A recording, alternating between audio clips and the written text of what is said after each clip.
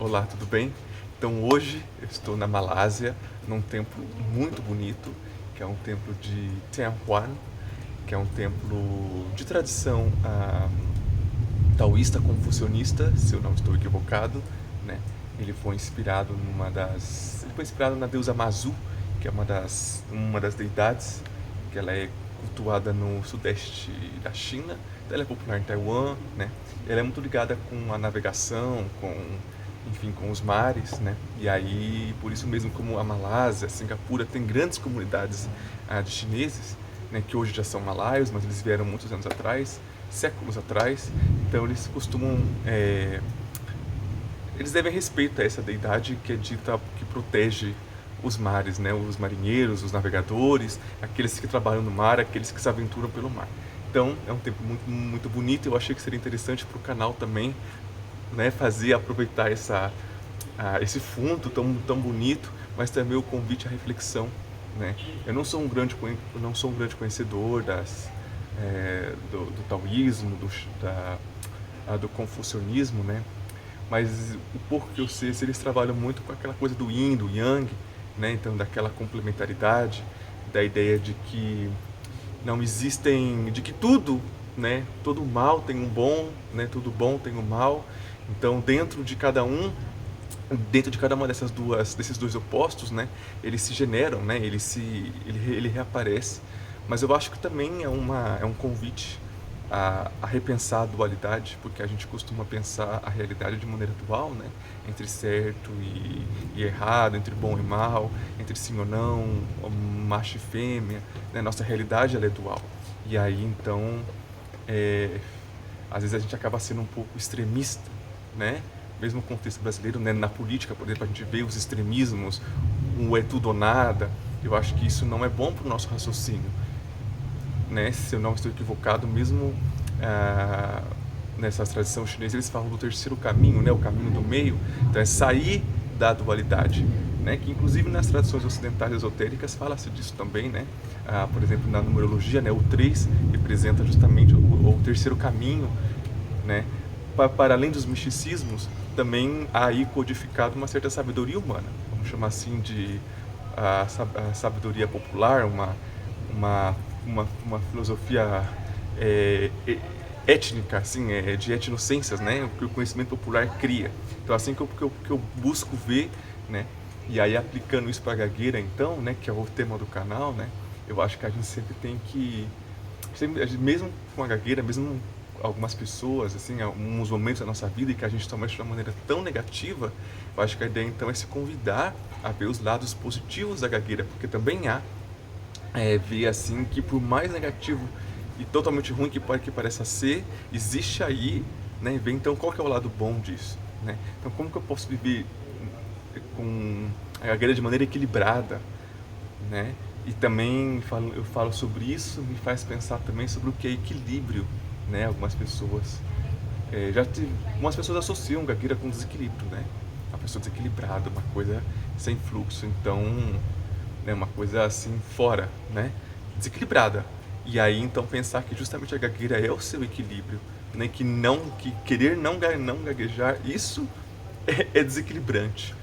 Então a gente tem que estar é, veja, negar uma coisa não faz ela não existir.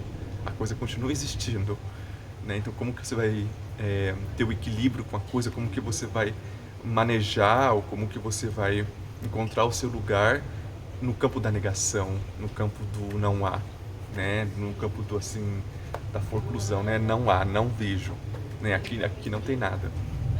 Então, isso, né? Eu não quero fazer um vídeo muito longo, então eu quero mais jogar as ideias, né? Aproveitar a chuva, né? Esse cenário aqui quase que cinematográfico para mim, pelo menos, né? Sabe que agora falando, eu lembrei também do filme A Viagem de Chihiro, né? Que é um filme muito do Ghibli, né? Muito carinhoso, né? Assim, muito legal para criança, mas que traz ali uma coisa muito legal também, que ele muito profunda, na verdade, né?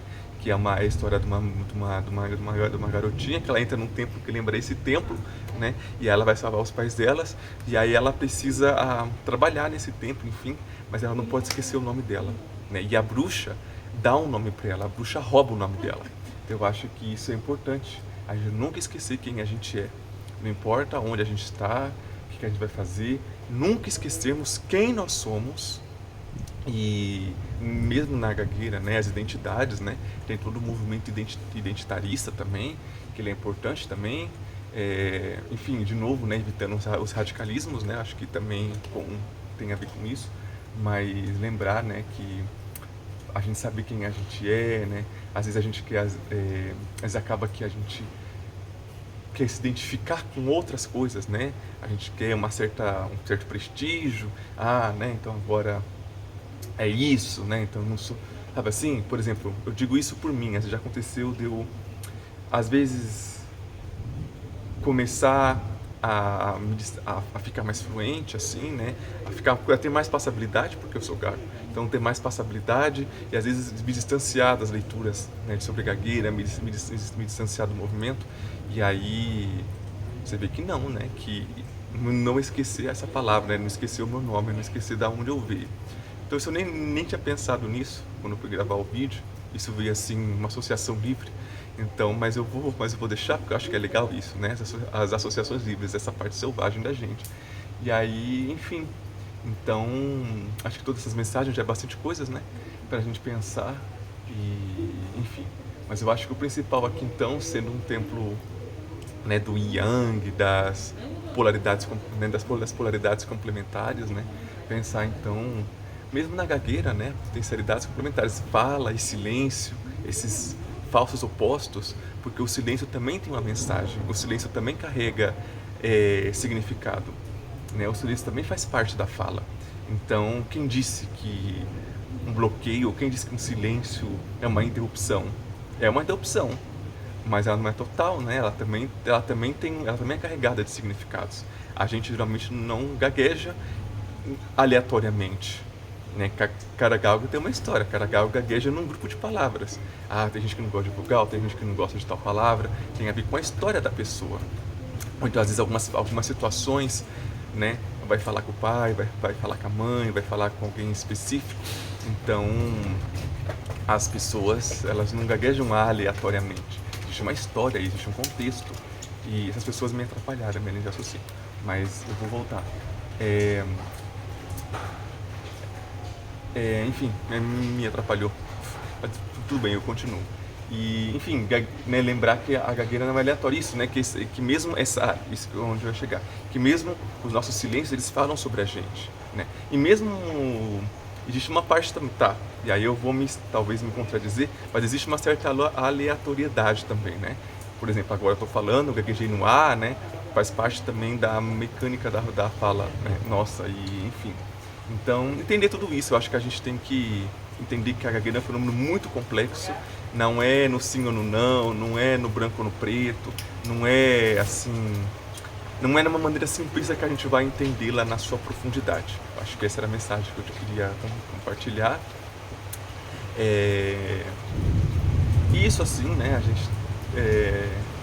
Você vê, aqui tá chovendo e eu tô aqui, fiz um vídeo na improvisação, pessoas passando, mas eu acho que isso é a vida da gagueira, sabe? É a nossa vida, a gente tem que viver as coisas no ato, viver as coisas no fazer, enfim. Bom, enfim, 8 minutos, eu paro aqui então. Se você assistiu esse vídeo, muito obrigado. Sempre deixa um comentário, porque isso é um incentivo. E, enfim, uma boa tarde onde você estiver. Um grande abraço.